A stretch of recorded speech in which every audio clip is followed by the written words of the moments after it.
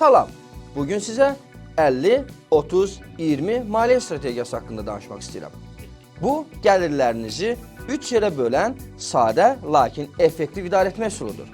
Belə ki, aylıq gəlirlərinizin 50%-ni əsas ehtiyaclara, ərzaq, kommunal, kirayə və digər əsas xərclər üçün ayırın. Gəlirinizin 30%-ni isə əyləncə, istirahət, geyim və bu kimi digər şəxsi xərcləriniz üçün nəzərdə tutun. Yerdə qalan 20% isə yığım və investisiyalar üçün ayırın.